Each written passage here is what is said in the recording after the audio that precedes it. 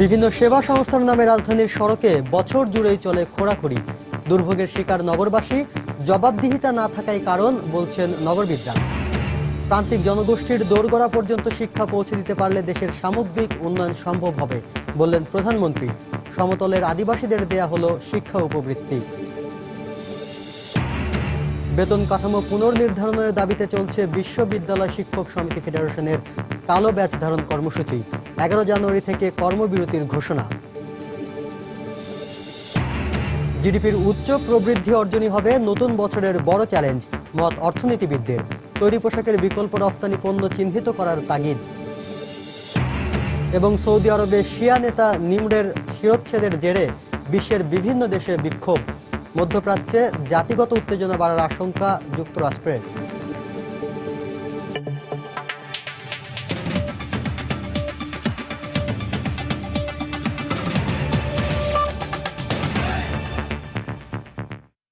সময় সংবাদে সঙ্গে আছি আমি শাফিন জাহিদ।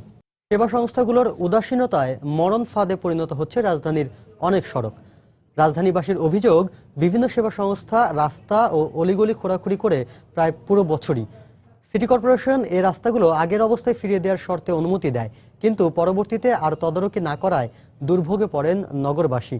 অবশ্য নগর কর্তৃপক্ষ বলছে, আগামী বছর থেকে কোনো প্রতিষ্ঠানকেই বর্ষা মৌসুমে রাস্তা খননের অনুমতি দেওয়া হবে না। মিজানুর রহমান কবিরের রিপোর্ট। ফার্মগেট এলাকার রাজাবাজারের এই রাস্তাটি প্রায় 6 মাস ধরে খুঁড়ছে বিভিন্ন সেবা সংস্থা।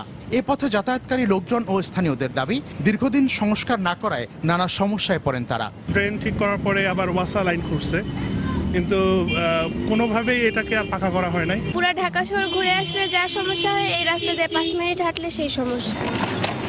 মিরপুরের শেওড়াপাড়ার এই রাস্তাটিতে বেশ কয়েকটি ম্যানহোলের ঢাকনা নেই প্রায় বছর খানেক ধরে।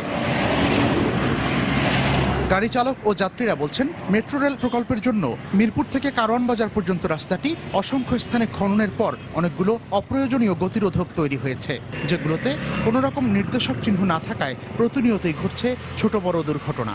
ছোট ছোট স্পিড ব্রেকারের মতো দিয়ে দেয়, কিন্তু এগুলো তো আমরা দেখি না চোখে। হয় গাড়ি আমাকে পাল্টি খায়, আর না আমাকে একটু সমস্যা হয়, প্যাসেঞ্জারের মাথায় বাড়ি খায়। নগরবিদদের মন্তব্য, জবাবদিহিতা না থাকায় পুরো শহর জুড়েই সড়কে এমন ঝুঁকিপূর্ণ অবস্থা তৈরি হচ্ছে বছরের পর বছর ধরে। অন্যতম প্রধান কারণ এসব প্রকল্পগুলি করার সময় বা প্রকল্প পরিপত্র তৈরি করা হয় না, এবং কার্যকর করার ক্ষেত্রেও কারোই যেন দায়বদ্ধতা নাই, এরকম একটা নিষ্ক্রিয়তার কার্যক্রম রয়েছে।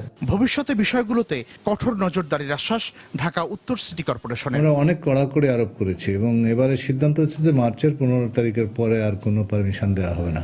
বর্ষা মৌসুম আসার আগেই কাজ শেষ করে ফেলতে হবে, যাতে জনগণের ভোগান্তি না হয়। কমলাপুর ও শ্যামপুরে ওয়াসার গর্ত ও খোলা ম্যানহোলে পড়ে 2 শিশু মৃত্যুর ঘটনা কর্তৃপক্ষের উদাসীনতারই বড় প্রমাণ বলে মন্তব্য নগরবিদদের। মিজানুর রহমান কবির, সময় সংবাদ, ঢাকা। প্রান্তিক জনগোষ্ঠীর দোরগোড়া পর্যন্ত শিক্ষা পৌঁছে দিতে পারলে দেশের সামগ্রিক উন্নয়ন সম্ভব হবে বলে মন্তব্য করেছেন প্রধানমন্ত্রী শেখ হাসিনা। সকালে প্রধানমন্ত্রীর কার্যালয়ে সমতলের আদিবাসীদের শিক্ষাবৃত্তি প্রদান শেষে তিনি কথা বলেন। এ সময় তিনি আরো বলেন, পার্বত্য শান্তি চুক্তির 80 বাস্তবায়ন করেছে সরকার। উচ্চশিক্ষার সুযোগ যাতে তারা পায়, সেভাবে বিভিন্ন পদক্ষেপ কিন্তু আমরা যখন 96-তে সরকার আসি তখন থেকেই আমরা এই পদক্ষেপ নেই, এবং পরবর্তীকালে এবার 2009 এসে আরো ব্যাপকভাবে আমরা এই পদক্ষেপ নিয়েছি। কারণ আমরা মনে করি যে আমাদের দেশটাকে যদি আমরা অর্থনৈতিকভাবে স্বাবলম্বী করতে চাই, উন্নত করতে চাই, তাহলে সব শ্রেণী পেশারে যে যেখানেই আছো, এবং বিশেষ করে আমাদের যারা একেবারে তৃণমূল পর্যায়ে যে মানুষগুলি বসবাস করে, তাদের আর্থসামাজিক উন্নতিটা সব থেকে বেশি প্রয়োজন। যে পার্বত্য চট্টগ্রামের যে সমস্যা, এটা রাজনৈতিকভাবে সমাধান করতে হবে। শান্তি চুক্তিরও অনেকগুলি ধারা আমরা অধিকাংশ বলতে গেলে প্রায় 80-90 ভাগই আমরা বাস্তবায়ন করে দিয়েছি, এবং বাকিগুলিও বাস্তবায়নের পথে অগ্রসর হচ্ছে। আমরা আলাদা মন্ত্রণালয় গঠন করেছি, সেখানে একজন মন্ত্রীও আছেন, এবং আঞ্চলিক পরিষদ আমরা গঠন করে দিয়েছি, এবং যে কোনো উন্নয়ন কাজের সাথে তাদেরকে আমরা সম্পৃক্ত রাখছি, আলোচনা করছি, সেভাবেই কিন্তু আমরা বাস্তবায়ন করে যাচ্ছি। অষ্টম বেতন কাঠামোতে সিলেকশন গ্রেড ও টাইম স্কেল বহালের দাবিতে কালো ব্যাজ ধারণ কর্মসূচি পালন করেছেন বিশ্ববিদ্যালয়ের শিক্ষকরা। সকাল থেকে কালো ব্যাচ ধারণ করে ঢাকা বিশ্ববিদ্যালয়ের শিক্ষকদের ক্লাস ও পরীক্ষা নিতে দেখা যায়। এর আগে গতকাল সংবাদ সম্মেলনে এমন কর্মসূচি ঘোষণা করেন বাংলাদেশ বিশ্ববিদ্যালয় শিক্ষক সমিতি ফেডারেশন।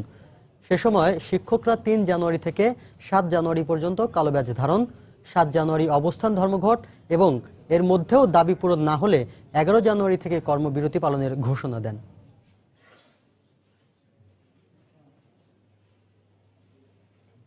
আমাদের গ্রেড 1-এ যে যাওয়ার প্রক্রিয়া, সেই প্রক্রিয়াকে প্রশ্নবিদ্ধ করার জন্য একটি ষড়যন্ত্র।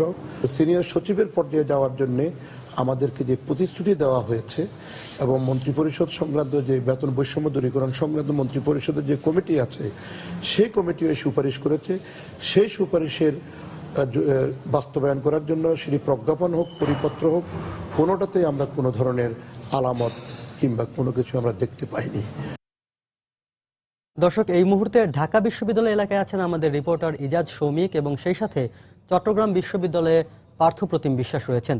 বিশ্ববিদ্যালয়ের শিক্ষকদের কালো ব্যাচ ধারণ কর্মসূচি খবর জানতে আমরা সরাসরি চলে যাচ্ছি তাদের কাছে। শুরুতেই চলে যাব ঢাকা বিশ্ববিদ্যালয়ে ইজাজ সৌমিকের কাছে। সৌমিক, শিক্ষক সমিতি ফেডারেশন যে কর্মসূচি ঘোষণা করেছিলেন, সেই কর্মসূচি অনুযায়ী কিন্তু আজ থেকে অর্থাৎ এই সকাল থেকে আমি ঢাকা বিশ্ববিদ্যালয়ে দেখতে পাচ্ছি যে বিশ্ববিদ্যালয়ের শিক্ষকরা বুকে কালো ব্যাজ ধারণ করে তারা কিন্তু তাদের ক্লাস পরীক্ষা সহ যে একাডেমিক যে কার্যক্রমগুলো রয়েছে সেই একাডেমিক কার্যক্রমগুলো তারা পালন করছেন। এবং এই সকালে আমি এই ঢাকা বিশ্ববিদ্যালয়ে এসে বিশ্ববিদ্যালয় শিক্ষক সমিতি ফেডারেশনের যে মহাসচিব অধ্যাপক ডক্টর AKM মাকসুদ কামাল, তার সঙ্গে আমি কথা বলেছিলাম এবং তিনি আমাকে যেটা জানাচ্ছেন যে গতকালকে যে সংবাদ সম্মেলনে যে কর্মসূচিগুলো ঘোষণা করা হয়েছিল সেই কর্মসূচি অনুযায়ী আজ থেকে তারা শুরু করেছেন এবং বাংলাদেশের যে 37টি বিশ্ববিদ্যালয় রয়েছে, পাবলিক বিশ্ববিদ্যালয়, সেই পাবলিক বিশ্ববিদ্যালয়ের একযোগে তাদের কর্মসূচির সঙ্গে একাত্মতা প্রকাশ করে সব শিক্ষকরা কিন্তু তারা এই কর্মসূচিগুলো পালন করছে। আপনাকে যদি কর্মসূচিগুলো বলে দিই, সেটা হচ্ছে যে আজ 3 তারিখ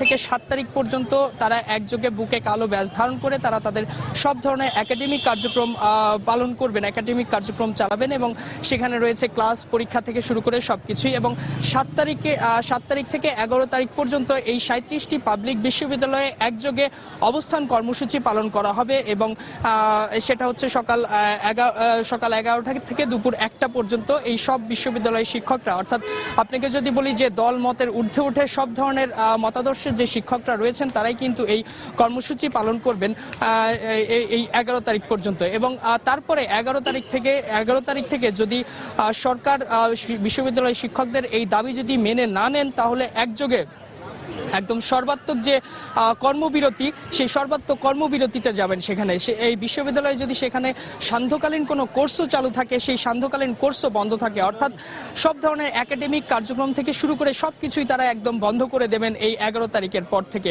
এবং এই সংবাদ সম্মেলনে গতকালকে যে কর্মসূচি ঘোষণা করা হয়েছে সেই অনুযায়ী কিন্তু তারা আজ থেকে শুরু করেছেন এবং সরকার এই কর্মসূচিগুলোর মাধ্যমে তারা এখন 11 তারিখের আগ পর্যন্ত সরকারের দৃষ্টি আকর্ষণ করার চেষ্টা করছেন যেন তারা এই তাদের দাবিগুলো মেনে নেওয়া হয়। এবং তারা বলছেন যে এই 8ম যে জাতীয় গ্রেড স্কেল করা হয়েছে, সেই গ্রেড স্কেলে এর আগের যে গ্রেড স্কেলটি ছিল অর্থাৎ 7ম গ্রেড স্কেল, সেইখানে তাদের যে সুযোগ সুবিধা ছিল সেগুলোও কিন্তু পালন করা হয় নাই এই 8ম গ্রেড স্কেলে। তো এছাড়া তারা বলছেন যে আরেকটি অভিযোগ তারা করছেন যে গত 40 বছর ধরে তাদের যে সুযোগ সুবিধা ছিল এই 8ম গ্রেড স্কেলে এসে কিন্তু সেই সুযোগ সুবিধাগুলো অনেকটা বন্ধ করে দেওয়া হয়েছে। তো দর্শক, আরো কিছু খবর জানার জন্য, বিশ্ববিদ্যালয় শিক্ষকদের আন্দোলনের আরো কিছু খবর জানার জন্য আমরা চট্টগ্রাম বিশ্ববিদ্যালয়ে চলে যাব। সেখানে রয়েছেন আমাদের আরেক সহকর্মী পার্থপ্রতিম বিশ্বাস, চলে যাচ্ছি তার কাছে।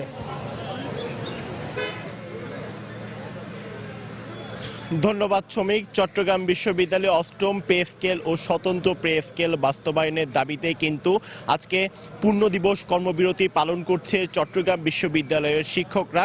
সেক্ষেত্রে আজকে 3 তারিখ যেমন পূর্ণ দিবস কর্মবিরতি পালন করা হচ্ছে, সেক্ষেত্রে এই কর্মবিরতি কিন্তু লাগাতারভাবে পালন করা হবে বলে জানিয়েছেন আমাদেরকে চট্টগ্রাম বিশ্ববিদ্যালয়ের শিক্ষক সমিতির সভাপতি আবুল মনসুর। তিনি আমাদেরকে জানিয়েছেন কেন্দ্রীয়ভাবে 11 তারিখ থেকে কর্মবিরতি পালন করার ঘোষণা থাকলেও গত 30শে ডিসেম্বর কিন্তু কিন্তু চট্টগ্রাম বিশ্ববিদ্যালয় শিক্ষক সমিতি সাধারণ সভা থেকে কিন্তু আজকে 3 তারিখ থেকে এই যে তাদের যে আন্দোলন অষ্টম পে স্কেল বাস্তবায়নের দাবি ও স্বতন্ত্র পে স্কেল বাস্তবায়নের দাবিতে যে আন্দোলন করে আসছিল গত 8 মাস ধরে, তার কারণেই কিন্তু আজকে থেকে লাগাতারভাবে কর্মবিরতি পালন করার ঘোষণা দিয়েছে। এবং চট্টগ্রাম বিশ্ববিদ্যালয় শিক্ষক সমিতির সভাপতি আমাদেরকে জানিয়েছেন কেন্দ্রীয়ভাবে শিক্ষক সমিতি ফেডারেশন যে কর্মসূচি ঘোষণা করেছে সেই কর্মসূচির সাথেও কিন্তু তারা একাত্মতা ঘোষণা করেছে এবং তারা যে কর্মসূচি ঘোষণা করেছে সেই কর্মসূচিও চলবে এবং 11 তারিখ থেকেও কিন্তু তারা তাদের কর্মসূচি পালন করবে।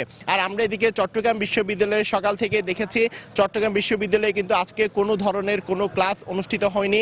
শুধু ক্লাসই নয়, এছাড়া অন্যান্য যেসব পরীক্ষা রয়েছে কোনো পরীক্ষাও কিন্তু আজকে বিশ্ববিদ্যালয়ের ক্যাম্পাসে অনুষ্ঠিত হয়নি। আর যেহেতু চট্টগ্রাম বিশ্ববিদ্যালয় শহর এলাকা থেকে 22 কিলোমিটার দূরে, সেক্ষেত্রে কিন্তু যেহেতু 30শে ডিসেম্বর শিক্ষক সমিতি থেকে ঘোষণা দেওয়া হয়েছিল আগে থেকে কর্মবিরতি পালন করার, সে কারণে আমরা দেখেছি অনেক শিক্ষার্থী কিন্তু আজকে বিশ্ববিদ্যালয়ে আসেনি। আর আরেকটি জিনিস জানিয়ে রাখি, যেহেতু 2015-16 শিক্ষাবর্ষের যারা নতুন শিক্ষার্থী ভর্তি হয়েছে তারা কিন্তু আজকে বিশ্ববিদ্যালয়ের অনেকেই এসেছেন, কিন্তু তারা প্রথম দিন ক্লাসে এসে কিন্তু আসলে ভোগান্তির শিকার হয়েছে। যেহেতু বিশ্ববিদ্যালয়ের প্রথম দিন ক্লাসে আসা তাদের মধ্যে অন্যরকম একটি অনুভূতি কাজ করে, যেহেতু তারা ভেবেছিলেন আজকে প্রথম দিন ক্লাস করতে পারবেন, কিন্তু যেহেতু শিক্ষক সমিতির কর্মবিরতি পালন করছে সেক্ষেত্রে আমরা দেখেছি আজকে সবগুলো ক্লাস ফাঁকা এবং শিক্ষকরা ক্লাসে না থাকার কারণে কিন্তু তারা কোনো ক্লাসেও অংশগ্রহণ করতে পারেনি। আর শিক্ষক সমিতির সভাপতিরা এবং শিক্ষক সমিতি যারা রয়েছে কিছুক্ষণ আগে থেকে তারা আমার পিছনে যে শিক্ষক সমিতির কার্যালয় রয়েছে সেখানে আসতে শুরু করেছেন এবং 12টায় শিক্ষক সমিতির কার্যনির্বাহী একটি সভা হবার কথা রয়েছে। সেখান থেকে কেন্দ্রীয় কর্মসূচি ও বিশ্ববিদ্যালয়ের যে কর্মসূচি রয়েছে কিভাবে তা সমন্বয় করে সামনে এগোনো যায় বা কিভাবে কর্মসূচি পালন করা যায় এবং তাদের যে দাবি রয়েছে সেই দাবি বাস্তবায়নে সরকারকে কিভাবে বাধ্য করা যায় সেই দাবিগুলো নিয়ে কিন্তু একটি সভা অনুষ্ঠিত হবে এবং সেই সভা থেকে কি ধরনের সিদ্ধান্ত আসে তা আমরা আপনাদেরকে সভা শেষ হওয়ার পর পরবর্তী সংবাদে জানিয়ে দেওয়ার চেষ্টা করব। তো এই ছিল আমার কাছে এখনো পর্যন্ত চট্টগ্রাম বিশ্ববিদ্যালয়ের শিক্ষক সমিতির কর্মবিরতি পালনের সর্বশেষ খবর। দর্শক, বিশ্ববিদ্যালয়ের শিক্ষকদের কালো ব্যাচ ধারণ কর্মসূচির খবর জানছিলাম আমরা, আর এই জন্য আমাদের সাথে যোগ দিয়েছিলেন সহকর্মীরা। আর সেই জন্য ঢাকা বিশ্ববিদ্যালয় এলাকায় ছিলেন ইজাজ শৌমিক এবং চট্টগ্রাম বিশ্ববিদ্যালয় পার্থ প্রতিম বিশ্বাস। সময় সংবাদে আরও থাকছে, চট্টগ্রামে গার্মেন্টস পল্লী করার ক্ষেত্রে আরও এক ধাপ অগ্রগতি। 500 একর জমি দিতে সম্মত ইকোনমিক জোন কর্তৃপক্ষ, ভিন্ন পরিকল্পনা ভূমি মন্ত্রণালয়ের। 2016 সালে বৈশ্বিক অর্থনৈতিক মন্দা আর ব্যক্তি খাতে বিনিয়োগের মন্থর গতি কাটিয়ে জিডিপির উচ্চ প্রবৃদ্ধির অর্জনকেই বড় চ্যালেঞ্জ হিসেবে দেখছেন অর্থনীতিবিদরা। গেল বছরের শেষ দিকে রফতানি প্রবৃদ্ধি বাড়লেও তৈরি পোশাক শিল্পের বিকল্প রফতানি পণ্য চিহ্নিত করতে জোর দিতে হবে নতুন বছরে। এছাড়াও বাজেটে বিশাল অঙ্কের অনুন্নয়ন ব্যয় মেটাতে রাজস্ব আদায়ের লক্ষ্য অর্জনও সরকারের জন্য কঠিন হবে বলে মত বিশ্লেষকদের। বিস্তারিত মোস্তফা মাহবুবের রিপোর্টে। সপ্তম পঞ্চবার্ষিক উন্নয়ন পরিকল্পনা অনুযায়ী গড়ে 7.2% জিডিপি প্রবৃদ্ধি অর্জন করতে হবে সরকারকে, আর সেজন্য সবার আগে প্রয়োজন বেশি বেশি বিনিয়োগ। তবে অর্থনীতিবিদরা বলছেন গেল কয়েক বছর ধরেই ব্যক্তি খাতে বিনিয়োগের চিত্র বেশ হতাশাজনক। সমপরিমাণ প্রবৃদ্ধি ধরে রাখার জন্য আমাদেরকে আসলে বেশি বেশি বিনিয়োগ করতে হচ্ছে। অর্থনৈতিক ব্যবস্থার মধ্যে এফিসিয়েন্সি গেইন যেটা হওয়া দরকার, 1 টাকা বিনিয়োগ করলে কতগুলো রিটার্ন পান, সেই ক্ষেত্রে আমার কাছে মনে হয় রিটার্নের পরিমাণটা এক ধরনের কমে যাওয়ার হার দেখতে পাচ্ছি। বাংলাদেশ ব্যাংকের তথ্য মতে 2015 সালে সরাসরি বিদেশি বিনিয়োগ হয়েছে 183 কোটি 38 লাখ মার্কিন ডলার, যার বেশিরভাগই পুনঃ অর্থায়ন। অর্থনীতিবিদরা বলছেন 2016 সালে বিদেশি বিনিয়োগ বাড়ানোর পাশাপাশি দেশীয় উদ্যোক্তাদের নতুন শিল্প প্রতিষ্ঠায় উৎসাহিত করতে হবে। নিরাপত্তাজনিত হুমকি বিদেশি বিনিয়োগকারীদের মধ্যে কিছুটা হলেও দুর্ভাবনা তৈরি করছে। নতুন বিনিয়োগকারীকে কিভাবে আকৃষ্ট করা যাবে এবং তাদের জন্য প্রয়োজনীয় সুবিধাজনক বিনিয়োগ পরিবেশ রাখা যাবে, সেটি কিন্তু একটা গুরুত্বপূর্ণ দিক। ব্যবসায়ীদের মতে চাহিদা মতো গ্যাস ও বিদ্যুৎ নিশ্চিত করা না গেলে বাধাগ্রস্ত হবে উন্নয়ন অগ্রযাত্রা। কস্ট অফ ক্যাপিটাল যদি সিঙ্গেল ডিজিটে নিয়ে আসা যায়, অবকাঠামোগত দুর্বলতাগুলো যেগুলো ছিল আরো তাড়াতাড়ি স্পিডটা একটু বাড়িয়ে যদি শেষ করা যায়, তবে কোনো ধরনের রাজনৈতিক অস্থিরতা এখানে আমরা দেখতে চাই না। আর নতুন খাতে বিনিয়োগ উৎসাহিত করতে সুদের হার কমিয়ে ব্যাংক ঋণ ব্যবস্থা উদ্যোক্তা বান্ধব করারও তাগিদ দিলেন ব্যবসায়ীরা। 2021 সালে অর্থনৈতিক মুক্তির যে স্বপ্ন জাতি দেখছে তা বাস্তবায়নে 2016 সাল খুবই গুরুত্বপূর্ণ একটি বছর। নতুন নতুন খাতে বিনিয়োগ এবং রপ্তানি পণ্যের বহুমুখীকরণের মাধ্যমে চলতি বছরেই বাংলাদেশ বিশ্ব অর্থনীতিতে এগিয়ে যেতে পারে আরও এক ধাপ। কিন্তু এই সম্ভাবনাকে কাজে লাগাতে ব্যর্থ হলে অর্থনৈতিকভাবে স্বয়ংসম্পন্ন হওয়ার স্বপ্ন পূরণ সময় সাপেক্ষ হতে পারে বলে মত বিশ্লেষকদের। মুস্তফা মাহবুব, সময় সংবাদ, ঢাকা। 5 জানুয়ারি সামনে রেখে নাশকতার পরিকল্পনার অভিযোগে রাজধানীর বনশ্রী এলাকা থেকে প্রায় 1.5 কোটি টাকা সহ জামায়াতের 5 নেতাকর্মীকে আটক করেছে পুলিশ। তাদের বিরুদ্ধে 2টি মামলা দায়েরের কথা জানিয়েছে রামপুরা থানা পুলিশ। গতকাল বিকেলে বনশ্রীর বি ব্লকের একটি বাসায় অভিযান চালিয়ে তাদের আটক করা হয়। পুলিশ জানায়, দীর্ঘদিন পর্যবেক্ষণে রাখা ওই বাড়িটিতে গতকাল বিকেল 3টায় অভিযান হয়। আটককৃত নেতাকর্মীরা নাশকতার পরিকল্পনা করেছিলেন বলে জানিয়েছেন রামপুরা থানার ভারপ্রাপ্ত কর্মকর্তা। এছাড়াও বেশ কিছুদিন ধরে বি ব্লকের ওই বাসায় জামায়াতের বিভিন্ন স্তরের নেতাকর্মী রহস্যজনকভাবে যাতায়াত করত। আটককৃত জামায়াত নেতাদের কাছে পাওয়া অর্থ 5 জানুয়ারি নাশকতায় ব্যয়ের উদ্দেশ্যে দেশের বিভিন্ন স্থানে বিলি করার পরিকল্পনা ছিল বলে জানায় আইন শৃঙ্খলা রক্ষাকারী বাহিনী।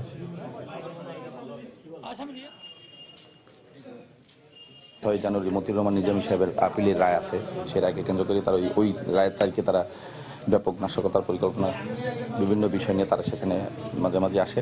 উক্ত সংবাদের ভিত্তিতে বনশ্রীর বি ব্লকের একটা বাসার দোতলায় আমরা সেখানে অভিযান পরিচালনা করি। দুপুর 2:30-3টার দিকে আমরা প্রাথমিকভাবে যে তল্লাশি চালাই, তল্লাশিতে সেখানে বিপুল পরিমাণ জিহাদি বই পাওয়া যায়। মিস্টার গিয়াসউদ্দিন সাহেব হলো বাংলাদেশ জামাতের কেন্দ্রীয় আর্থিক বিষয়টা দেখাশোনা করে। সে ওই টাকার কোনো কাগজপত্র নাই, টাকার উৎস সম্পর্কেও সে কোনো সুস্পষ্ট তথ্য দিচ্ছিল না। তদন্ত করে দেখবো যে এই টাকার উৎসটা কোথায় বা টাকাটা আর্নিংটা কিভাবে হয়েছে। সোহরাওয়ার্দী মেডিকেল কলেজ হাসপাতালের নিখোঁজ ইন্টার্ন চিকিৎসক শামীম খান তপুর খোঁজ মিলেছে। গতরাতে তার সন্ধান পাওয়া যায়। তপুর সহকর্মীরা জানান, গতরাত 10টার দিকে কে বা কারা তার চোখ বেঁধে মিন্টো রোডে ডিবি কার্যালয়ের সামনে ফেলে যায়। খবর পেয়ে তপুর বড় ভাই তাকে নিয়ে সোহরাওয়ার্দী হাসপাতালে যান। এ সময় তপুকে দেখতে হাসপাতালে ভিড় জমান তার সহকর্মীরা। শুক্রবার দুপুরে সোহরাওয়ার্দী হাসপাতালের সামনের রাস্তা থেকে একটি মাইক্রোবাসে দুর্বৃত্তরা তপুকে অপহরণ করে নিয়ে যায়। এ ঘটনার প্রতিবাদে গতকাল কর্মবিরতি পালন করে ইন্টার্ন চিকিৎসকরা।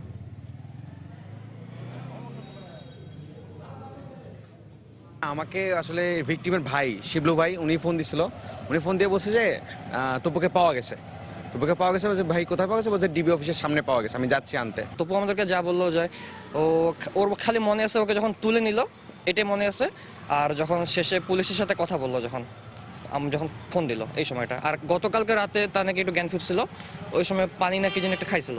এই 3টা কথা আমাদেরকে বলছে, আর মাঝখানে কি হয়েছে তার মনে নেই। চুয়াডাঙ্গায় 3 জনকে কুপিয়ে জখম করেছে দুর্বৃত্তরা। গতরাতে শহরের নূরনগর এলাকায় এ ঘটনা ঘটে। এলাকাবাসী জানায়, পূর্বশত্রুতার জের ধরে গতরাত 7টার দিকে নূরনগর এলাকার 10-12 জন সশস্ত্র যুবক স্বপন, বজলু ও লিটনের উপর হামলা চালায়। এ সময় তাদের ধারালো অস্ত্র দিয়ে এলোপাতাড়ি কুপিয়ে জখম করে দুর্বৃত্তরা। পরে তাদের চিৎকারে আশেপাশের মানুষ এগিয়ে এলে বোমা ফাটিয়ে পালিয়ে যায় তারা। আহত অবস্থায় 3 জনকে সদর হাসপাতালে ভর্তি। বিষয়ে এখনো কোনো অভিযোগ পায়নি বলে জানিয়েছেন সদর থানার ভারপ্রাপ্ত কর্মকর্তা। ধান কাটাকে কেন্দ্র করে ব্রাহ্মণবাড়িয়ায় দুদল গ্রামবাসীর সংঘর্ষে পুলিশ সহ অন্তত 30 জন আহত হয়েছে। সকালে সরাইল উপজেলার সৈয়দটুলা গ্রামে এ সংঘর্ষ হয়। পুলিশ ও স্থানীয়রা জানায়, গতকাল সাবেক ইউপি সদস্য বাতেনের পক্ষের ভ্যান শ্রমিক টিটু মিয়া একই গ্রামের ইউপি সদস্য নুরুল হকের জমি থেকে ধান আনতে যায়। সে সময় কথা কাটাকাটির জের ধরে ভ্যান শ্রমিককে মারধর করে নুরুল হকের লোকজন। ওই ঘটনার জের ধরেই আজ সকালে দুপক্ষের মধ্যে সংঘর্ষ বাধে। খবর পেয়ে পুলিশ ঘটনাস্থলে পৌঁছে শটগানের গুলি ও টিয়ারশেল নিক্ষেপ করে এবং পরিস্থিতি নিয়ন্ত্রণে আনে। পরে আহতদের উদ্ধার করে সরাইল ও ব্রাহ্মণবাড়িয়া সদর হাসপাতালে ভর্তি করা হয়। রাঙ্গামাটি পৌরসভা নির্বাচনে অনিয়ম ও ভোট কারচুপির অভিযোগ এনে সকাল সন্ধ্যা জেলার নৌপথ ও সড়ক অবরোধ কর্মসূচি পালন করেছে পার্বত্য চট্টগ্রাম জনসংহতি সমিতি। অবরোধের কারণে সকাল থেকেই শহরে অভ্যন্তরীণ ও দূরপাল্লার সব ধরনের যান চলাচল বন্ধ রয়েছে। কোনো বাস বা লঞ্চ আজ শহর থেকে ছেড়ে যায়নি। বন্ধ আছে অটোরিকশা চলাচল। গত 30 ডিসেম্বরের পৌর নির্বাচনে আওয়ামী লীগ প্রার্থীর বিরুদ্ধে অনিয়মের করে জয়ী হওয়ার অভিযোগ আনে জনসংহতি সমিতির প্রার্থী গঙ্গা মানিক চাকমা।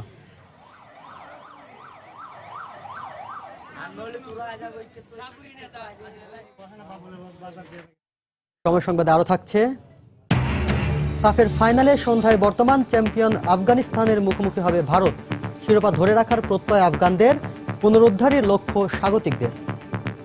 পরিচ্ছন্ন নগরী গড়ে তুলতে আবারও সবার সহযোগিতা চাইলেন ঢাকা দক্ষিণ সিটি কর্পোরেশনের মেয়র সাইদ খোকন। সকালে টিকাটুলিতে র্যাব ৩ অফিসে ক্লিন ঢাকার প্রোগ্রামের উদ্বোধনী অনুষ্ঠানে তিনি এই আহ্বান জানান। এ সময় মেয়র বলেন, ২০১৬ সালের মধ্যে ঢাকাকে পরিচ্ছন্ন নগরী হিসেবে গড়ে তুলতে সরকারি বেসরকারি সংস্থাগুলোকে আহ্বান জানানোর পর সবার আগে সাড়া দিয়েছে র্যাব। এজন্য তিনি র্যাবের মহাপরিচালককে ধন্যবাদ জানান। সাথে সাথে প্রতিটি নাগরিককে পরিচ্ছন্ন কর্মী হিসেবে নিজের শহরকে গড়ে তোলার আহ্বান জানান মেয়র। এক্ষেত্রে র্যাবের পক্ষ থেকে সব ধরনের আইনি সহযোগিতার আশ্বাস দেন র্যাবের মহাপরিচালক বেনজির আহমেদ।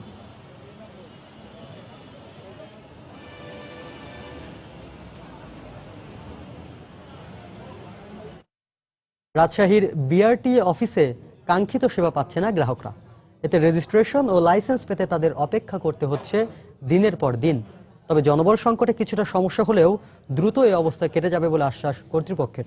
বিস্তারিত জানাচ্ছে সাইফুর রহমান রকি। জমে আছে ফাইলের স্তূপ, বাইরে লম্বা লাইন। এটি বাংলাদেশ রোড ট্রান্সপোর্ট অথরিটির রাজশাহী অফিস। এখানে যানবাহন রেজিস্ট্রেশন ও লাইসেন্স করতে আসা গ্রাহকদের ভোগান্তির শেষ নেই। তবে ভিন্ন সুর অফিস প্রধানের গলায়। সেরকম তো কেউ আমার কাছে বলছে না এই পর্যন্ত, আমি তো ঘুরেও দেখি কে পাচ্ছে না। ওইখানে যাদের আছে আমার এখতিয়ার না থাকলেও ইনডাইরেক্টলি আছে, কিন্তু আমি তো সেখানে গিয়ে ওদেরকে বলেছি কোনো কাজ থাকতে পারবে না। নানা জায়গায় দালালের সুবিধা ছিল, আমি মিটিং করে সব দালাল দাঁড়িয়েছি, কোনো দালাল থাকতে পারবে। আর ভুক্তভোগীরা সরকারি এই অফিসের সেবার মান নিয়ে প্রশ্ন তুলে ক্ষোভ প্রকাশ করলেন। 3 মাসে নাকি একটা গাড়ির নেম প্লেট দিয়ে দেওয়া হয়, সেক্ষেত্রে আমাকে এখন প্রায় আজকে 5.5 মাস 6 মাস চলতেছে, এখন পর্যন্ত আমার নেম প্লেটের কোনো খবরই নাই। এখানকার যারা কর্মকর্তা কর্মচারী যারা আছে, ঠিক আছে, এরা ওদের কাজ নিয়ে ব্যস্ত থাকে। আমরা যে দূর দূরান্ত থেকে আসি, ঘন্টার পর ঘন্টা ধরে লাইনে টাকা জমা দিচ্ছি, ঠিক আছে, কিন্তু আমাদের এখানে কোনো তাদের স্যাটিসফাই করার কিছু নেই। অবশ্য জনবল সংকটের কারণে কাজের গতি কিছুটা মন্থর হলেও দ্রুত সমস্যাটি কেটে যাবে বলে জানালেন বিআরটির এই কর্মকর্তা। গত আগস্ট থেকে পুলিশি অভিযানের কারণে একসাথে রেজিস্ট্রেশন লাইসেন্সের অনেক চাপ হওয়ার কারণে আমাদের এই সীমিত সংখ্যক জনবল দিয়ে কার্যক্রম একটু গতি মন্থর হয়েছিল। গেল 1 বছরে এখান থেকে ৯,১৭৯টি যানবাহন রেজিস্ট্রেশন ও ৫,৩৩৭ জন ড্রাইভিং লাইসেন্স সংগ্রহ করেছেন। সাইফুর রহমান রকি, সময় সংবাদ, রাজশাহী। বন্দরনগরী চট্টগ্রামে স্বতন্ত্র গার্মেন্টস পল্লী গড়ার ক্ষেত্রে দীর্ঘদিন ধরে লেগে থাকা জট অবশেষে খুলতে শুরু করেছে। Bangladesh economic zone authority ৫০০ acre জমি বরাদ্দ দেওয়ার ব্যাপারে সম্মত হওয়ায় আর কোনো বড় বাধা থাকছে না। তবে সামাজিক ভারসাম্য রক্ষার জন্য জেলার বিভিন্ন স্থানে এই পল্লী গড়ে তোলার পক্ষে ভূমি মন্ত্রণালয়। বিস্তারিত জানাচ্ছেন কমল দে। ৮০ দশকে বন্দরনগরী চট্টগ্রামের কালুঘাট থেকে যাত্রা শুরু হয়েছিল গার্মেন্টস শিল্পের। পর্যায়ক্রমে এই শিল্প পুরো নগরীতে বিস্তৃত হয়। গত 5 বছর আগেও চালু ছিল 750 গার্মেন্টস কারখানা, কিন্তু নানা জটিলতায় মাত্র কয়েক বছরে চালু কারখানার সংখ্যা নেমে এসেছে 400-তে। অবকাঠামোগত সমস্যার কারণে আজকে এই পোশাক শিল্প আমাদের 14% নেমে এসেছে। এবং এর মধ্যে আপনারা জানেন রানা প্লাজা এবং তাজরিন ফ্যাশনের ঘটনার পরে অবকাঠামো দিক দিয়ে আমরা চট্টগ্রাম অনেকখানি পিছিয়ে পড়েছিলাম। চেম্বার সভাপতির মতে চট্টগ্রামের গার্মেন্টস শিল্পকে আগের জায়গায় ফিরিয়ে নিতে স্বতন্ত্র পল্লী গড়ে তোলার কোনো বিকল্প নেই। গার্মেন্টসের জন্য আলাদা জায়গার কোনো বিকল্প নাই, আলাদা জায়গা দিতেই হবে। যদি আলাদা জায়গা না হয় তাহলে তারা ফ্যাক্টরি কোথায় করবে? ইতিমধ্যে চট্টগ্রামের গার্মেন্টস শিল্পের জন্য ৫০০ একর জায়গা বরাদ্দের আশ্বাস দিয়েছে বাংলাদেশ ইকোনমিক জোন অথরিটি। তবে নানা কারণে গার্মেন্টস কারখানাগুলোকে বিভিন্ন স্থানে ছড়িয়ে দেওয়ার পক্ষে মত ভূমি প্রতিমন্ত্রীর।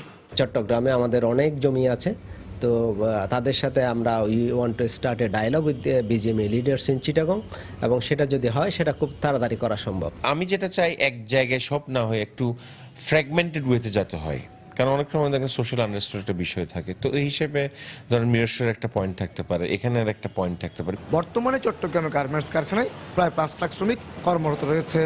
এর মধ্যে 70% বেশি নারী শ্রমিক। কমল দে, সময় সংবাদ, চট্টগ্রাম।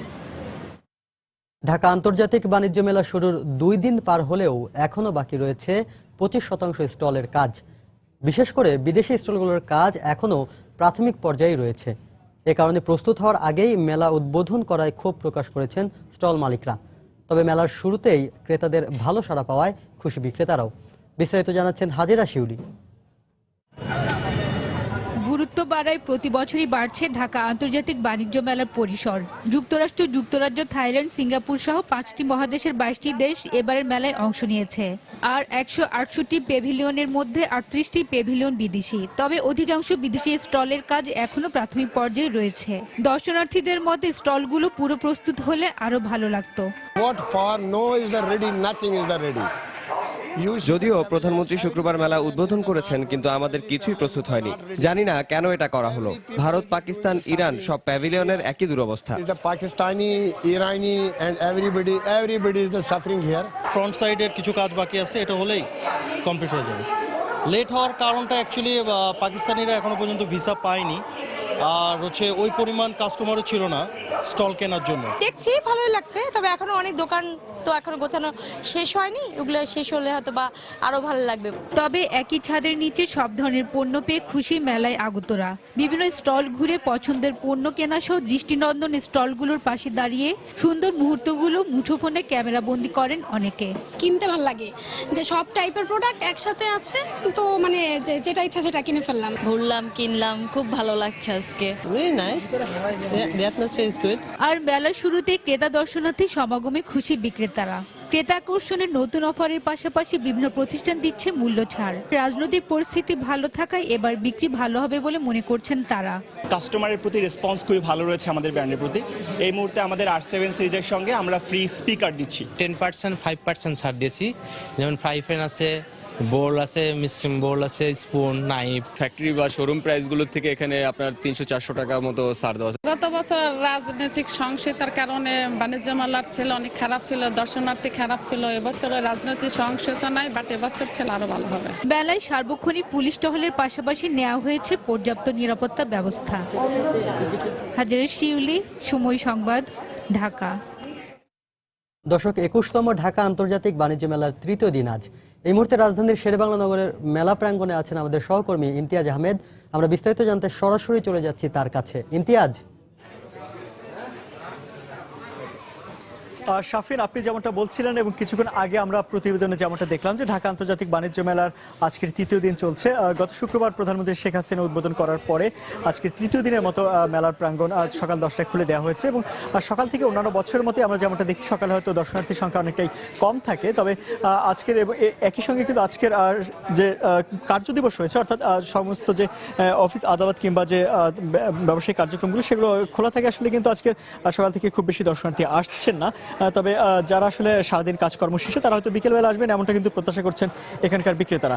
একই সঙ্গে যদি আমি ক্রেতাদের কথা বলি, তাহলে তারাও কিন্তু আসলে চাচ্ছেন যে প্রথম দিকে হয়তো মেলা কিছুটা ঘুরে দেখবেন এবং একই সঙ্গে তারা হয়তো মেলার শেষ অংশে, অর্থাৎ মেলার প্রথমার্ধ কিংবা 15 কিংবা 20 দিন পরে তারা আসলে কেনাকাটা শুরু করেন। ওনার বছরের অভিজ্ঞতা থেকে আমরা আসলে তেমনটাই বলতে পারি এবং বিক্রেতাদেরও আসলে প্রত্যাশা সেরকমই যে হয়তো প্রথম দিকে যারা ক্রেতারা আসছেন তারা হয়তো খুব বেশি কেনাকাটা করছেন না, কিন্তু মেলার শেষ দিকে তারা কেনাকাটা করবেন। তবে আরেকটি বিষয় আপনাকে জানিয়ে রাখি যে মেলার যে অন্যান্য যে বিভিন্ন ধরনের স্টল রয়েছে তার মধ্যে কিন্তু আসলে সবচেয়ে বেশি ভিড় দেখতে পাচ্ছি আমরা আসলে ক্রোকারেজ দোকানগুলোতে, অর্থাৎ গৃহস্থলীর যে বিভিন্ন পণ্য রয়েছে সেখানে কিন্তু আসলে সকাল বিকেল কিংবা দুপুর যখনই বলেন না কেন আপনি তখনই কিন্তু আসলে ভিড় থাকে। কারণ গৃহস্থলী যে জিনিসগুলো রয়েছে, বিশেষ করে হাঁড়ি পাতিল কিংবা অন্যান্য যে আইটেমগুলো রয়েছে সেগুলো কিন্তু আসলে গৃহিণীরা কিংবা যারা রয়েছেন আর রান্নাবান্নার দায়িত্বে থাকেন তারা আসলে সেগুলো কিনে নিচ্ছেন এবং সেটা মেলার প্রথম দিকেও যেমনটা ভিড় আমরা দেখতে পাই, মেলার শেষ অংশে কিংবা মেলার মধ্য ভাগেও কিন্তু আসলে একই রকমের ভিড় আমরা দেখে থাকি। তো এবছর মেলার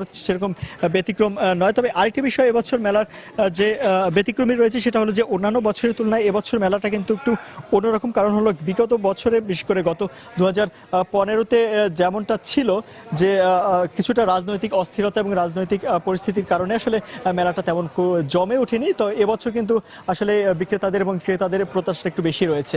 তবে একই সঙ্গে কিন্তু আসলে নিরাপত্তা ব্যবস্থাও আসলে অন্যান্য বছরের মতোই জোরদার করা হয়েছে এবং আমরা আইন শৃঙ্খলা রক্ষাকারী বাহিনীর সঙ্গে কথা বলে যেমনটা জানতে পেরেছি তারা আসলে অন্যান্য বছরের তুলনায় একটু বেশি সচেতন রয়েছে। যে শাফিন, আপনি জানেন যে বছর বিশেষ করে 2015 দিকে কিংবা 2015 মধ্যভাগে সারা দেশব্যাপী যে কিছুটা অস্থিতিশীল পরিস্থিতি, অর্থাৎ কিছুটা আইন শৃঙ্খলা রক্ষাকারী বাহিনীর উপর বিশেষ করে হামলা কিংবা অন্যান্য যে ঘটনাগুলো ঘটেছে সেই কারণে কিন্তু আসলে আইন শৃঙ্খলা রক্ষাকারী বাহিনী বিশেষ সতর্ক অবস্থায় রয়েছে। বিশেষ করে আপনি জানেন যে একটি বড় জমায়েত যেহেতু এখানে হয়, বিশেষ করে ক্রেতা বিক্রেতাদের একটি মিলন মেলায় আসলে ঢাকা আন্তর্জাতিক বাণিজ্য মেলায় পরিণত হয় এবং এখানকার যারা আয়োজক রয়েছেন তাদের প্রত্যাশা রয়েছে যে প্রতিদিন কমপক্ষে 1 লক্ষ দর্শনার্থী কিংবা ক্রেতা এখানে আসবেন। তো সেই বিশাল জনসংখ্যা অর্থাৎ বিশাল যে ক্রেতা এখানে সমাগম হবে তাদের নিরাপত্তার জন্য আসলে বাড়তি ব্যবস্থায় নেওয়া হয়েছে। ফায়ার সার্ভিস কিংবা অন্যান্য যে আইন শৃঙ্খলা রক্ষাকারী বাহিনী তারাও অন্যান্য সময়ের চেয়ে একটু বেশি সচেতন রয়েছে এবং তাদের প্রত্যাশা যে কোনো ধরনের দুর্ঘটনা কিংবা কোনো ধরনের অপ্রীতিকর ঘটনা ঘটবে না এবং সার্বিকভাবে সুষ্ঠুভাবে মেলা আসলে প্রথম দিককার মতো আসলে শেষ পর্যন্ত একই রকম পরিস্থিতি তারা মেলাটা শেষ করতে পারবে। তো সেই ধরনের নিরাপদ একটি পরিস্থিতির প্রত্যাশা তারা যেমন করছেন, আমরা সেরকমই একটি নিরাপদ মেলার প্রত্যাশাই করছি। তো শাফিন, ঢাকা আন্তর্জাতিক বাণিজ্য মেলা থেকে এই ছিল সর্বশেষ অবস্থা। দর্শক, সহকর্মী ইমতিয়াজ আহমেদ জানাচ্ছিলেন 21তম আন্তর্জাতিক বাণিজ্য মেলার তৃতীয় দিনের সর্বশেষ খবরাখবর। উপজেলা গঠনের পর 3 বছর পেরিয়ে গেলেও কোনো হাসপাতাল নির্মাণ হয়নি পটুয়াখালীর দ্বীপ উপজেলা রাঙ্গাবালিতে। এতে স্বাস্থ্যসেবা থেকে বঞ্চিত হচ্ছেন হাজার হাজার মানুষ। আর অনুন্নত যোগাযোগ ব্যবস্থার কারণে পাশের উপজেলা কিংবা জেলা হাসপাতালে যেতে দুর্ভোগের যেন শেষ নেই রোগী আর স্বজনদের। জেলার সিভিল সার্জন অবশ্য জানালেন, সরকারের অনুমোদন পেলেই দ্রুত প্রয়োজনীয় ব্যবস্থা নেওয়া হবে। মনির হোসেন বাদলের পাঠানো তথ্য আর ছবি নিয়ে ডেস্ক রিপোর্ট। 2012 সালের 25 ফেব্রুয়ারি রাঙ্গাবালী, ছোট বাইশদিয়া, চরমন্তা সহ 5টি ইউনিয়ন নিয়ে গঠিত হয় পটুয়াখালীর রাঙ্গাবালী উপজেলা। সে সময় উপজেলা স্বাস্থ্য কমপ্লেক্স নির্মাণের কথা বলা হলেও 3 বছর পরেও তা বাস্তবায়ন হয়নি। আর যোগাযোগ ব্যবস্থা অনুন্নত হওয়ায় পার্শ্ববর্তী কিংবা জেলা সদর হাসপাতালে যেতে সাধারণ মানুষকে পাড়ি দিতে হয় আগুনমুখা নদী। কিন্তু বর্ষা সহ বিভিন্ন সময়ে এ নদী উত্তাল থাকায় জীবনের ঝুঁকি নিয়ে নদী পারাপার হতে হয় তাদের। এ কারণে সন্তান প্রসব সহ যে কোনো অসুস্থতায় সাধারণ মানুষজনের একমাত্র ভরসা গ্রাম্য ডাক্তার কিংবা কবিরাজ। আমার সমস্যা রইলে আমার কোনো ডাক্তার টাক্তার হয়নি, শুধু গ্রামের যে ডাক্তার আছে এই ডাক্তারে এখানে চিকিৎসা সেবা দিয়ে থাকে। না কারণে আমাকে গলা মানে যাওয়া লাগে, নাহলে পটুয়াখালী যাওয়া লাগে। গর্ভবতী মায়েরা অনেকেই বাড়িতে বসেও মারা যায়, ট্রলারে বসেও মারা যায়, হাসপাতালে গিয়েও মারা যায়।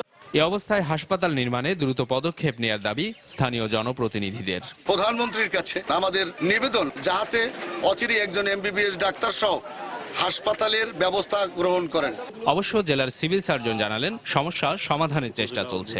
ওখানে একটি 31 সদর হাসপাতালের জন্য যে প্রশাসনিক অনুমোদন প্রয়োজন, সেই প্রশাসনিক অনুমোদনের জন্য যথাযথ কর্তৃপক্ষের নিকট কাগজপত্র প্রেরণ করা হয়েছে। আমরা আশা করছি শীঘ্রই প্রশাসনিক অনুমোদন পাওয়া যাবে এবং 31 সদর হাসপাতালটি নির্মিত হবে। পটুয়াখালীর দ্বীপ উপজেলা রাঙ্গাবালিতে 1.5 লক্ষাধিক মানুষ বসবাস করে। সময় সংবাদ, পটুয়াখালী। আগামী 17 এপ্রিল 5 বছর পূর্ণ করতে যাচ্ছে সময় সংবাদ। এ উপলক্ষে মাস জুড়ে দেশের প্রতিটি জেলায় দর্শকের কাছে যাবে সময়ের সংবাদ দল। জানবে সময় টেলিভিশন নিয়ে আপনার মতামত। এরই অংশ হিসেবে দর্শকের কাছের যাত্রায় আজ উত্তরের সীমান্তবর্তী জেলা লালমনিরহাট। সকালে লালমনিরহাটে দর্শকের কাছে অনুষ্ঠানের আয়োজন করা হয়। সেখানে ভিড় জমান বিভিন্ন শ্রেণী পেশার অসংখ্য দর্শক। পরে তারা সময় সংবাদের কাছে তাদের বিভিন্ন মতামত তুলে ধরেন। এ সময় বস্তুনিষ্ঠ সংবাদ প্রকাশের জন্য সময় সংবাদের প্রতি কৃতজ্ঞতার পাশাপাশি সময় সংবাদকে এগিয়ে নিতে নানা পরামর্শ দেন দর্শকরা। তুলে ধরেন নিজেদের নানা সমালোচনাও।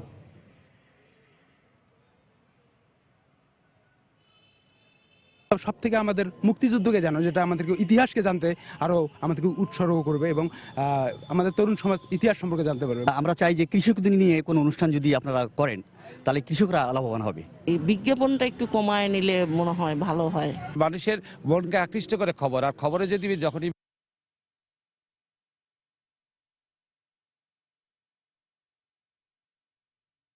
এবার দেশের বাইরের খবর। ভারতের উত্তরাঞ্চলীয় প্রদেশ পাঞ্জাবের পাঠানকোট বিমান ঘাঁটিতে হামলাকারীরা ব্যর্থ হয়েছে বলে দাবি করেছেন দেশটির প্রধানমন্ত্রী নরেন্দ্র মোদী। দেশের উন্নতি ও সমৃদ্ধিতে ঈর্ষান্বিত হয়েই এ ধরনের সন্ত্রাসী হামলা চালানো হচ্ছে বলে মন্তব্য করেন তিনি। গতকাল ভোর থেকে রাত পর্যন্ত সামরিক অভিযানে মুক্ত করা হয় বিমান ঘাঁটিটি। হতাহতের বিষয়ে ভিন্ন ভিন্ন তথ্য দেওয়া হলেও এতে 3 সেনা সদস্য ও 4 বন্দুকধারী নিহত হয়েছে বলে জানায় সেনাবাহিনী। জঙ্গি বিমান আর কমান্ডো সেনাদের দীর্ঘ 13 ঘন্টার অভিযানে মুক্ত করা হয় পাঞ্জাবের পাঠানকোট বিমান ঘাঁটি। এ সময় উভয় পক্ষের মধ্যে হতাহতের ঘটনা ঘটে। তবে ভারতীয় সেনাবাহিনীর পক্ষ থেকে দাবি করা হয় ঘটনাস্থল থেকে পালিয়ে যায় কয়েকজন বন্দুকধারী। হামলার ঘটনায় পাঞ্জাবে জারি করা হয় রেড অ্যালার্ট। নিরাপত্তা জোরদার করা হয় রাজধানী দিল্লি সহ বেশ কয়েকটি শহরে। এই হামলার ঘটনায় কাশ্মীরের স্বাধীনতাকামী সশস্ত্র সংগঠন জৈশ-ই মোহাম্মদ জড়িত বলে দাবি করে ভারতীয় সংবাদ মাধ্যম। শনিবারই পাকিস্তান বিরোধী বিক্ষোভ হয়েছে ভারতে। আর সন্ত্রাসী হামলায় পাকিস্তানি ইন্ধনের প্রতি ইঙ্গিত করে মোদী সরকারের পাক ভারত শান্তি আলোচনার বিষয়ে প্রশ্ন তুলেছে দেশটির প্রধান বিরোধী দল।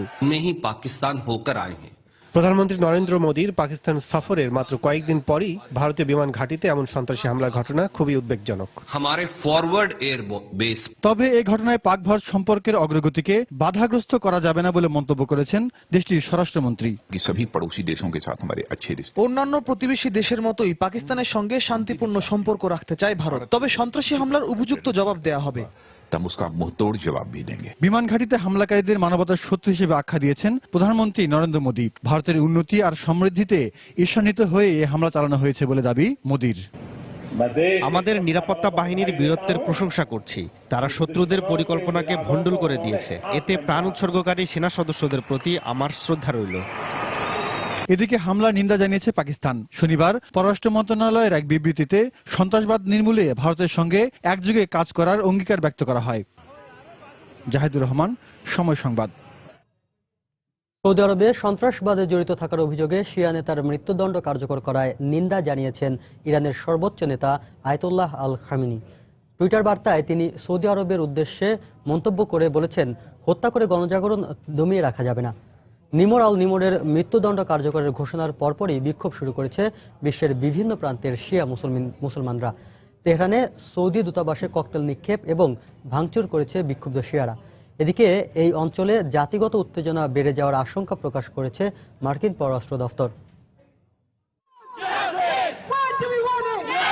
শিয়া নেতা নেমর আল নিমরের মৃত্যুদণ্ড কার্যকরের প্রতিবাদে শনিবার লন্ডনে সৌদি দূতাবাসের সামনে এভাবেই ব্যানার হাতে বিক্ষোভ করে শিয়া মুসলমানরা। এ সময় অনেকেই অভিযোগ করেন সৌদি সরকার অন্যায়ভাবে নেমরকে হত্যা করেছে। আমি ক্ষুব্ধ, বিরক্ত এই দেশটির ওপর। তারা মুসলিম হয়েও মুসলমানদের শত্রু। আমাদের জন্য তিনি একজন গুরুত্বপূর্ণ ব্যক্তি ছিলেন। তার জ্ঞান এবং প্রজ্ঞা ছিল অসীম। বিনা অপরাধে তার এমন পরিণতি মেনে নেওয়া যায় না। এটা মানবাধিকারের চরম লঙ্ঘন। বিক্ষোভ হয় সৌদি আরবেও। কয়েকশো শিয়া নারী ও পুরুষ নেমরের মৃত্যুদণ্ড কার্যকরে ক্ষুব্ধ হয়ে তার জন্মভূমি কাতিফ শহরের কাছে আল আওয়ামিয়াহ গ্রামে মিছিল করে। পাকিস্তানের করাচিতেও শিয়াপন্থীরা নেমরের মৃত্যুর খবর পেয়ে রাজপথে প্রতিবাদ সমাবেশ করে। এদিকে ইরানের রাজধানী তেহরানেও সৌদি দূতাবাসের সামনে বিক্ষোভ হয়। বিক্ষোভকারীদের হঠাতে ইরানি পুলিশ টিয়ার গ্যাস ছুড়লে এক পর্যায়ে দূতাবাসের ভেতর বেশ কয়েকটি ককটেল নিক্ষেপ করে তারা। এতে দূতাবাসের একটি অংশে আগুন ধরে যায়। পরে বিক্ষোভকারীরা ভেতরে ঢুকে ভাঙচুর করে সেখানে। এর আগে সে দেশের সর্বোচ্চ নেতা আয়াতুল্লাহ আলী খামেনি এক টুইটার বার্তায় সৌদি সরকারকে হুঁশিয়ার করে দিয়ে বলেন, এমন হত্যা অব্যাহত রেখে দেশে গণজাগরণ দমিয়ে রাখতে পারবে না কেউই। মিত্র দেশ যুক্তরাষ্ট্রকে খুশি করতেই সৌদি সরকার মুসলিম নেতাদের খুন করছে বলেও অভিযোগ করেন তিনি। শিয়া নেতার মৃত্যুদণ্ড কার্যকরের প্রতিবাদে আরেক মুসলিম দেশ বাহরাইনেও বিক্ষোভ হয়। ইরাকি মিলিশিয়ারাও সৌদি সরকারের এমন সিদ্ধান্তের কঠোর নিন্দা জানান। এর আগে সৌদি গণমাধ্যম আল আরাবিয়া জানায়, জঙ্গি গোষ্ঠী আল কায়েদার সাথে সম্পৃক্ততার অভিযোগে একই দিনে ৪৭ জনের মৃত্যুদণ্ড কার্যকর করা হয়। এর মধ্যে ৫০ ঊর্ধ্ব নেমর আল নিমর সহ বেশ কয়েকজনই শিয়াপন্থী। ২০১২ সালে প্রভাবশালী এই নেতাকে কাতিফ থেকে আটক করা হয়। এরপর ২০১৫ সালের অক্টোবরে আল কায়েদার সাথে সম্পৃক্ততা, সৌদি শাসন অমান্য ও সরকার বিরোধী ষড়যন্ত্রে লিপ্ত থাকার অভিযোগ এনে তাকে মৃত্যুদণ্ডাদেশ দেয়া হয়। তানজিম মুনিয়াত, সময় সংবাদ। এবার সাফ সুজুকি চ্যাম্পিয়নশিপের খবর।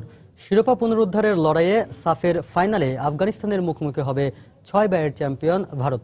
আর সাফে নিজেদের শেষ আসরে শ্রেষ্ঠত্ব ধরে রাখার প্রত্যয় নিয়ে মাঠে নামবে বর্তমান চ্যাম্পিয়ন আফগানিস্তান। কেরালার ত্রিবান্দ্রম স্টেডিয়ামে আজ বাংলাদেশ সময় সন্ধ্যা ৭টায় শুরু হবে দু দলের লড়াই।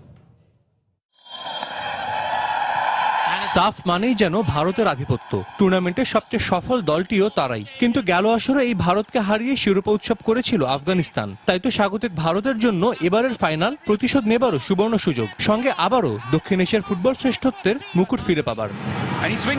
অতীতে আয়োজক হিসেবে একবার আফগানিস্তানকে হারানোর সাথে মোট দুবার চ্যাম্পিয়ন হবার রেকর্ড আছে বলেই আরও একবার আশাবাদী হতে পারে ব্লু টাইগার্সরা।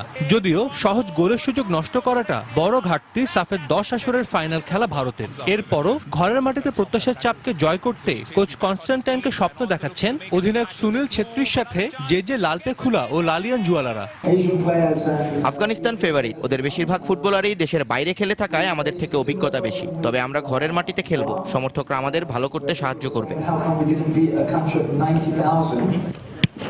শুধু এই সাফের আসর বিবেচনা করলেই ভারতকে ছাপিয়ে আফগানিস্তানের ওপর থাকছে ফেভারিটের তকমা। কেনই বা নয়, সেমিফাইনাল পর্যন্ত 4 ম্যাচে 16 গোল করা ডিফেন্ডিং চ্যাম্পিয়নদের খেলার ধরনটা যে কোনো দলের জন্যই ভীতিকর। কোচ পিটার সেগ্রেটের প্রেসিং ফুটবলের সাথে মানানসই হয়ে নিজেদের শেষ আসরটা বর্ণিল করে রাখার দ্বারপ্রান্তে সর্বোচ্চ গোলদাতা খাইবার আমিনি সহ অন্যরা।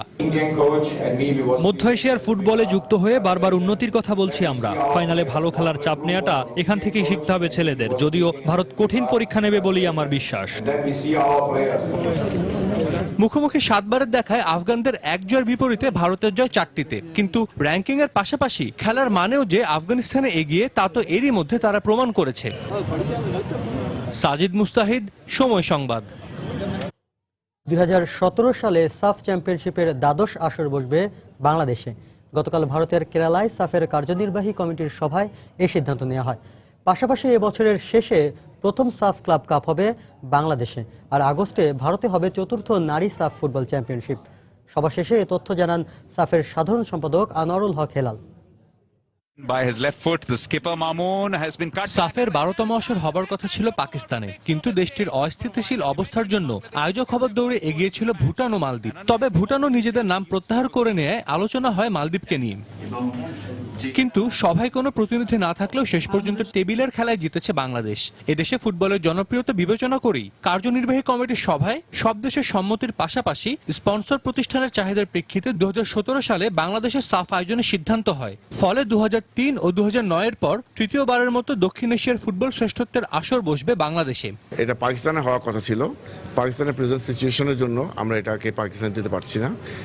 এবং সেকেন্ড কান্ট্রি অল্টারনেটিভ কি, স্পন্সরদের কথা হচ্ছে যে যেখানে তাদের মার্কেট আছে। So second market is Bangladesh now. 2017-এর সাফ চ্যাম্পিয়নশিপ এটা ডিসেম্বরেই হবে এবং সেটা হোস্ট করবে বাংলাদেশ। সভা থেকে বাংলাদেশের জন্য এসেছে আরো সুসংবাদ। বেশ কবছর ধরেই ক্লাব কাপ আয়োজনের কথা ভাবছে সাফ, আর বহুল আকাঙ্ক্ষিত এই ক্লাব কাপ আয়োজনের সুযোগটাও পেয়েছে বাংলাদেশি। আর শ্রীলঙ্কা, পাকিস্তান ও বাংলাদেশে একবার করে হবার পর সভার সিদ্ধান্ত অনুযায়ী এবছর মেয়েদের সাফের 4র্থ আসরটি বসবে ভারতে। ওমেন্স চ্যাম্পিয়নশিপ যেটা সাফের ওমেন্স চ্যাম্পিয়নশিপ এবছর হওয়ার কথা, সেটা টেন্টেটিভলি এটা ফিক্সড হয়েছে অগস্ট এন্ড থেকে সেপ্টেম্বরের শেষ হবে এটা, এবং এটা হোস্ট করবে India. Club cup is subject to the sponsors also, but এটা ফার্স্ট সাফ চ্যাম্পিয়নশিপটা will be held in Bangladesh. কার্যনির্বাহী কমিটির সভায় ছিলেন না সাফ সভাপতি কাজী সালাউদ্দিন, যার জন্য বাংলাদেশের প্রতিনিধিত্ব করেন সাফের সাধারণ সম্পাদক আনোয়ারুল হক হেলাল। সাজিদ মুস্তাহিদ, সময় সংবাদ। এবার বিএসজেএ মিডিয়া ক্রিকেট কাপের খবর। মিডিয়া কাপের কোয়ার্টার ফাইনালে উঠেছে সময় টেলিভিশন। গ্রুপ পর্বের দ্বিতীয় ও শেষ ম্যাচে মাছরাঙা টেলিভিশনকে 4 উইকেটে হারিয়েছে সময় টেলিভিশন। ম্যাচ সেরা হয়েছেন সময় টিভির ফয়সাল জুবায়ের। মাওলানা ভাসানী হকি স্টেডিয়ামে গত টস জিতে ব্যাটিংয়ের সিদ্ধান্ত নেয় মাছরাঙা টিভি। নির্ধারিত 5 ওভারে 4 উইকেটে 65 রান সংগ্রহ করে তারা। সময়ের পক্ষে 2টি উইকেট নেন ফয়সাল জুবায়ের। 66 রানের লক্ষ্যে ব্যাট করতে নেমে সময়কে উড়ন্ত সূচনা এনে দেন 2 উদ্বোধনী ব্যাটসম্যান রূপল ও সেলিম। দলীয় পক্ষে সর্বোচ্চ 29 করে সেলিম সাজঘরে ফিরেন। তবে রূপল ও জুবায়েরের ব্যাটে সহজেই জয়ের বন্দরে পৌঁছে যায় সময় টিভি। 18 রান আর 2 উইকেট নিয়ে ম্যাচ সেরা হয়েছেন ফয়সাল জুবায়ের। সোমবার group C champion SA TV অথবা ঢাকা ট্রিবিউনের বিপক্ষে কোয়ার্টার ফাইনালে মুখোমুখি হবে সময় টেলিভিশন।